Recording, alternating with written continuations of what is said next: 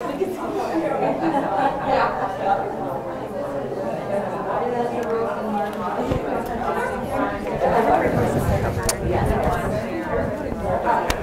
I want to thank everybody for coming, and I'm glad you guys are here.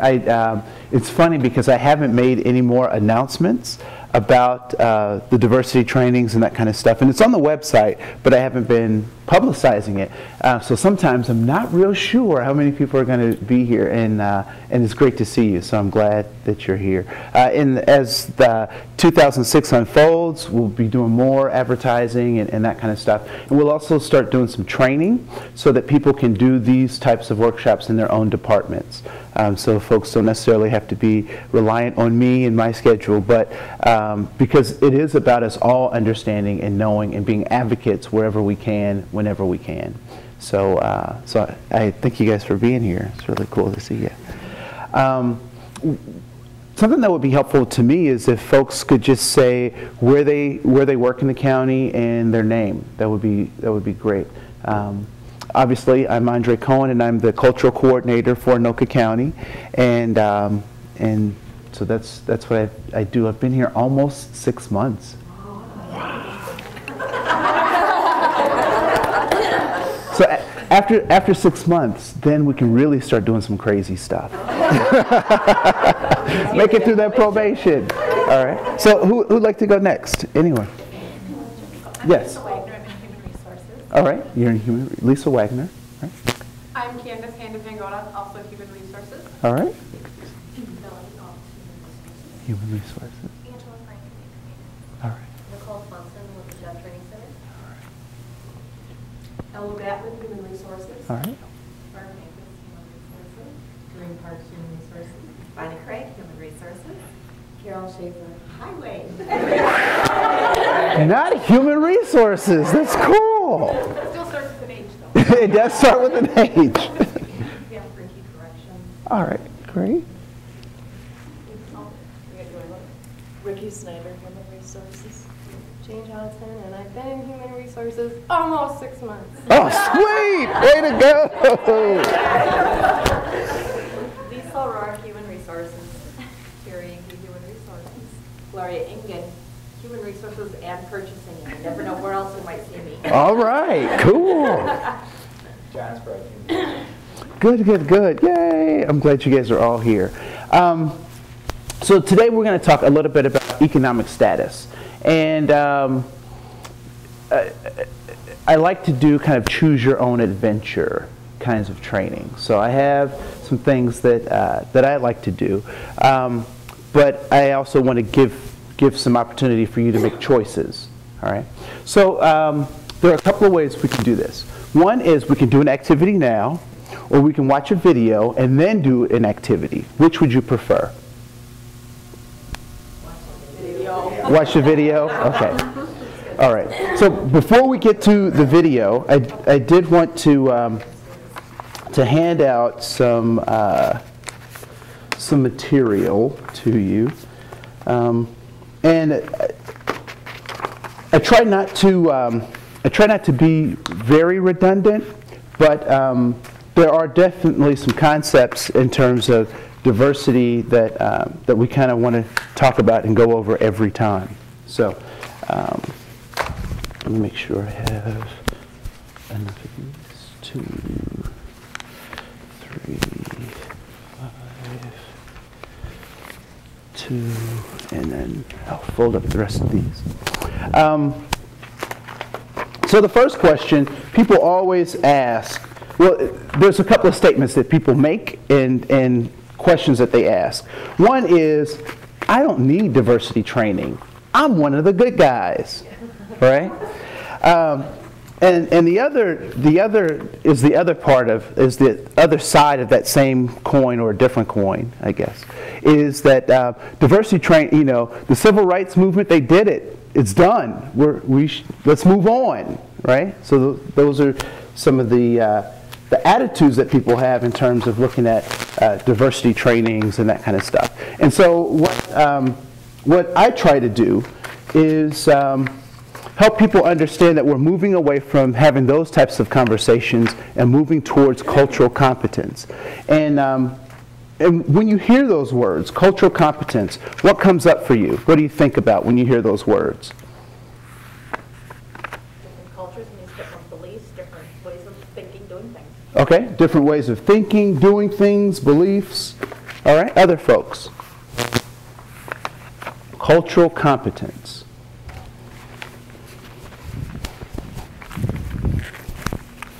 There's 3, 2, and 8. Okay. So when you hear cultural competence, what do you think of? What does competence mean? All of us are employed by the county because we are competent in something, right? So what is competence?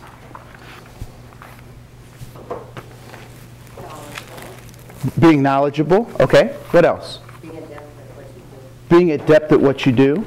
All right. When we talk about cultural competence, that's exactly what we're talking about having some depth and some background and understanding where people come from. Now, what it doesn't mean is that we accept any and everything, right? But what it does include is trying to understand where people are coming from. So even if I don't agree or it's not part of my belief system, at least I can try and understand where it is that they're coming from. All right? So that's where we'll start. So do you need diversity training? Can somebody read that first paragraph for me?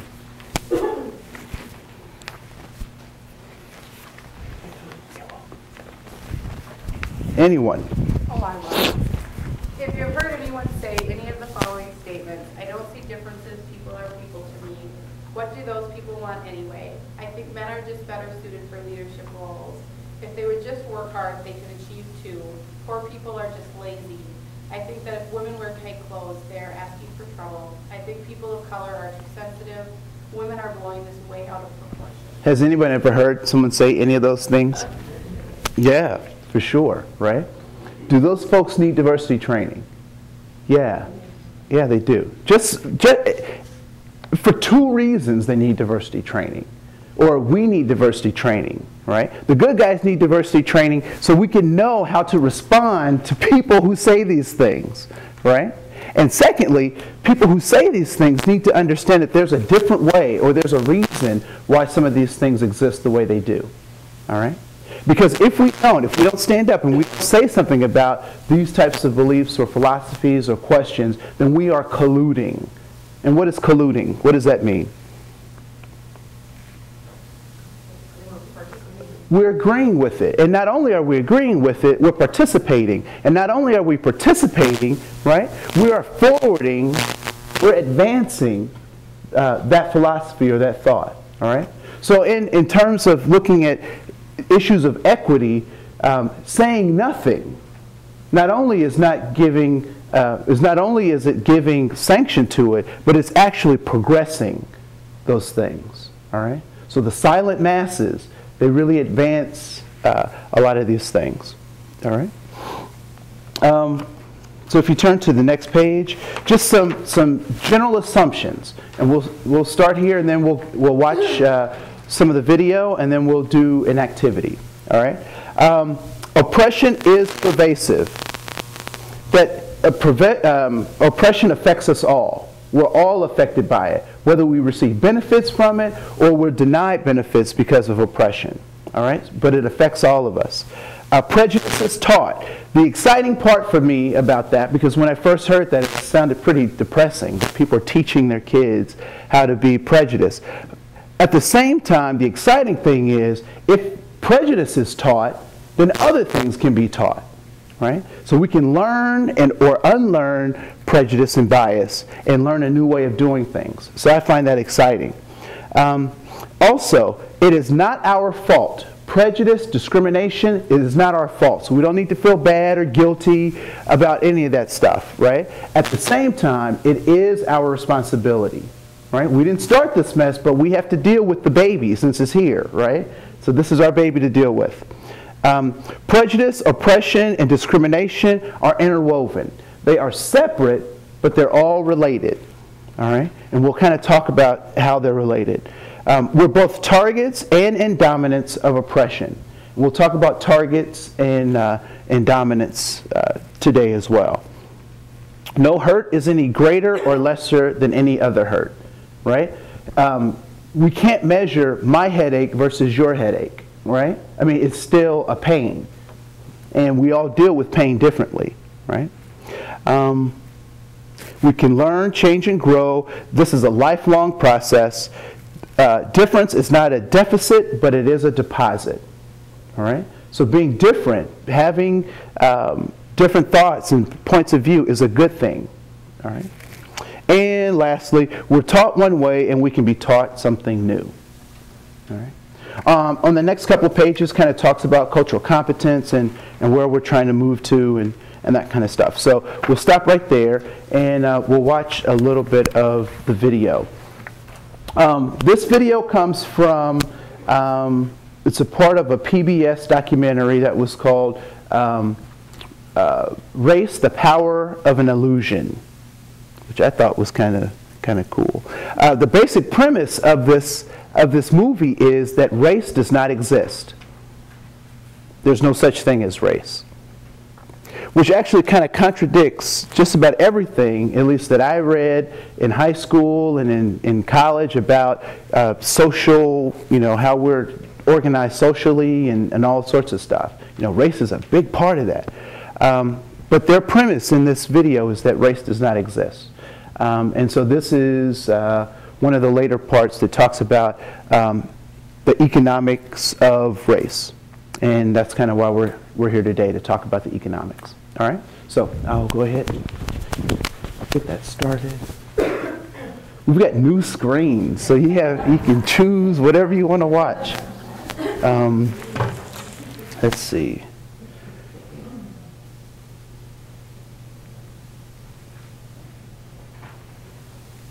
I didn't get signed out on how to do these yet, so I didn't do the training on that. So we'll see. Went to sleep on me. Let's see. That's who we need in here. Okay. Oh, I'm with the top menu.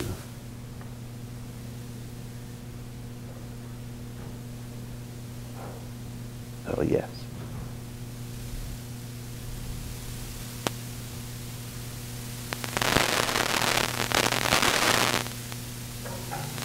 No, hold on.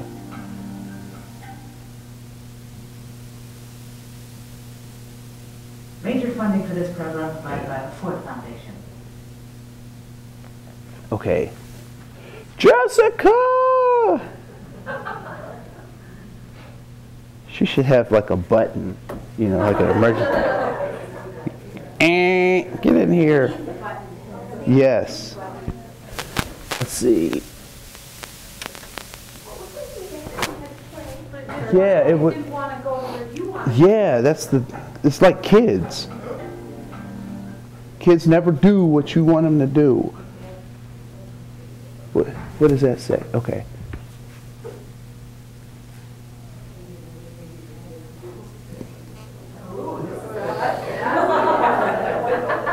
That doesn't look right.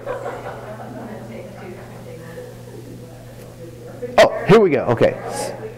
You need a PhD to be able to have to remote. Oh yeah, actually that's true. You need.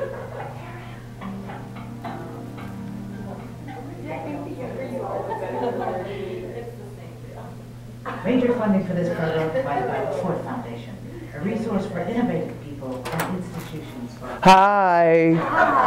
It went to sleep on me. broadcast. The whole thing went to sleep. So how do I get back to where I want to Additional be? funding provided by the Oh, good. Yes. Episode 3. And number 9.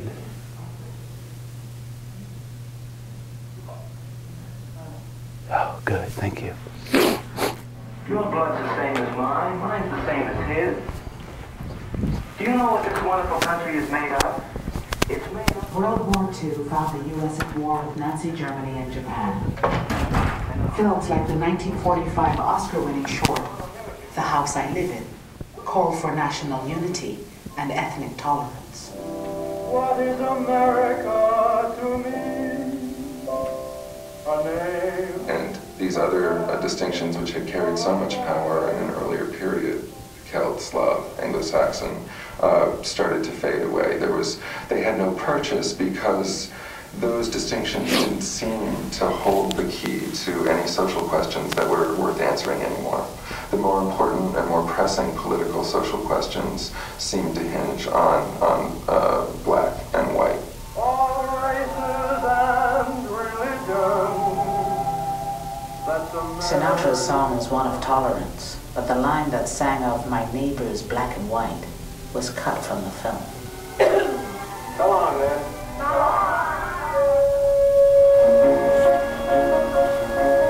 European immigrants were learning that whiteness was more than skin color. It was the privilege of opportunity, and above all, exclusive. There's this whole very standard narrative of the European mobility model. We came here with nothing, we worked hard, we pulled ourselves up by our bootstraps. And it's offered up as proof of the openness of the American economic order. Left out of the bootstrap myth of European ethnics was access to opportunities close to non-whites. Roosevelt's New Deal reforms offered many Americans a path out of poverty. This Social Security measure gives at least some protection to 30 millions of our citizens. But the original Social Security program excluded farm workers and domestics, most of whom were non-white. And many unions locked blacks and Mexicans into low-paying jobs, or kept them out altogether. But perhaps the best example of how European ethnics would finally gain the full benefits of whiteness came with an innovation in housing at the end of World War II.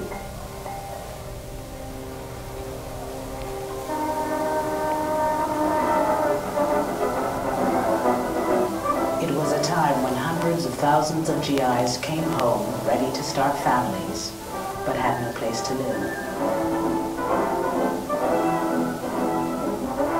The living space was at a premium.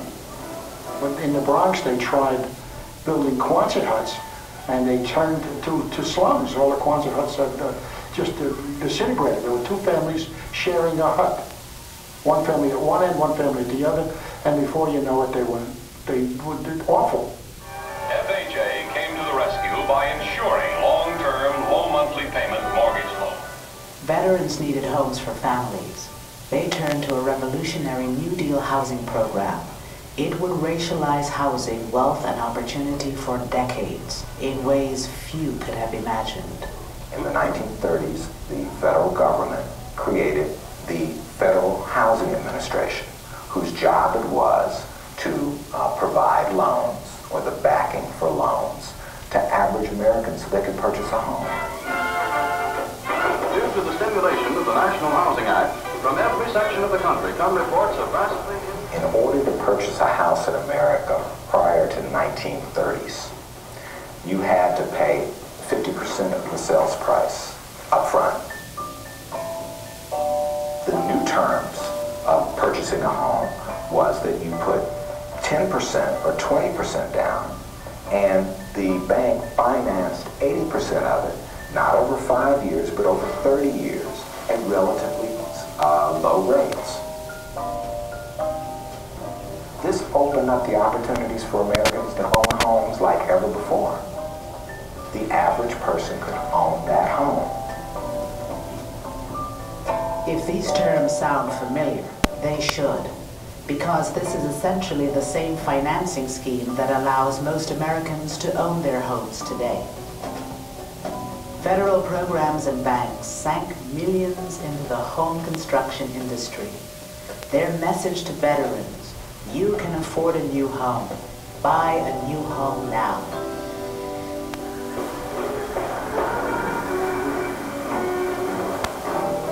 On the outskirts of Baltimore, Memphis, Chicago, Los Angeles, Denver, and other cities, brand new communities sprang up.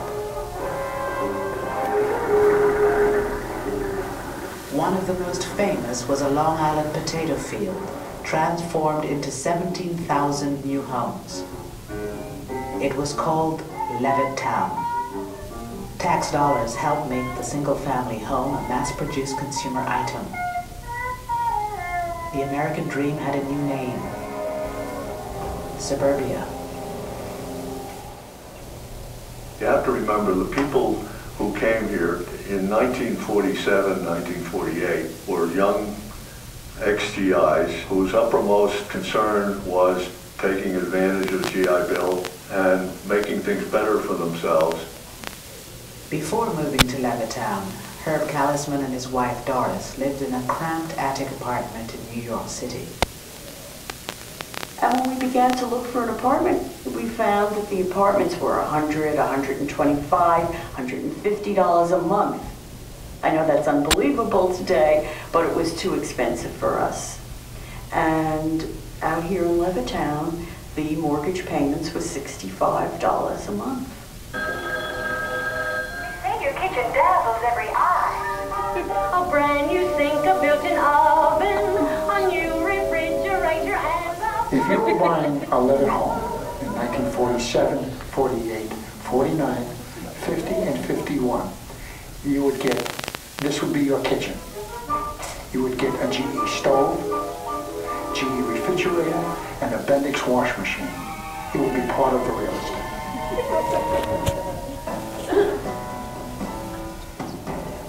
We came to Levittown and we found the model house, and we walked in and we looked around, and of course in the eyes of a young man who was raised in the ghetto, so to speak, it was an interesting experience, interesting lifestyle, seeing all the new modern conveniences, very fascinating. Eugene Burnett came home with almost 1 million other black GIs. They had fought for the country in segregated ranks. They returned hoping for equality and the American dream.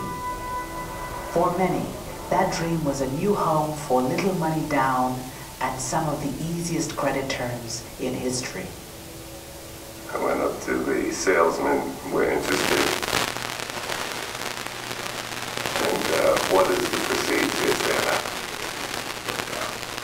So forth.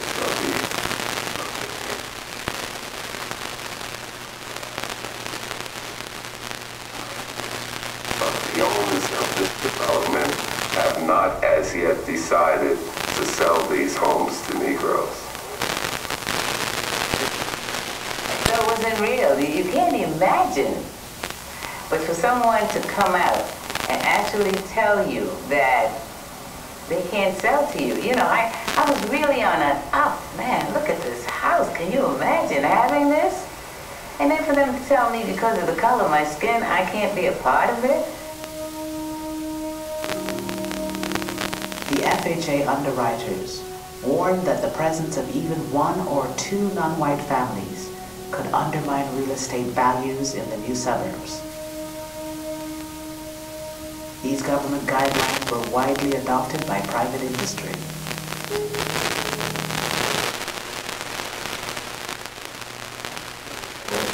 Real estate practices. Starting in the 1930s, government officials institutionalized the national appraisal system, where race was as much a factor in real estate assessment as the condition of the property. Using this scheme, federal investigators evaluated 239 cities across the country for financial risk. So that those communities that were all white, suburban, and far away from minority areas, they received the highest rating, and that was the color green. Those communities that were all minority or in the process of changing, they got the lowest rating. They were redlined.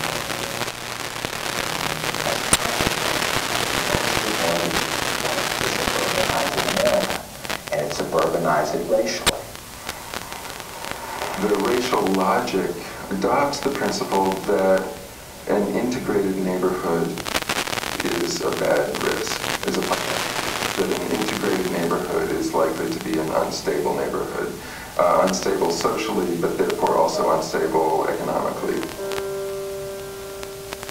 When the white residents of 8 Mile Road in Detroit were told they were too close to a black neighborhood to qualify for a positive FHA rating, they built this 6-foot wall between themselves and their black neighbors. Once the wall went up, mortgages on the white properties were approved. Between 1934 and 1962, the federal government underwrote $120 billion in new housing.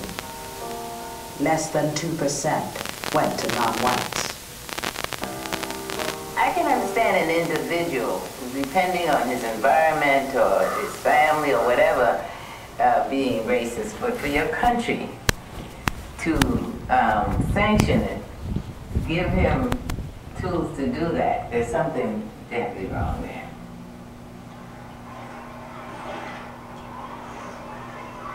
I think we had the golden chance after World War II and we flubbed it because here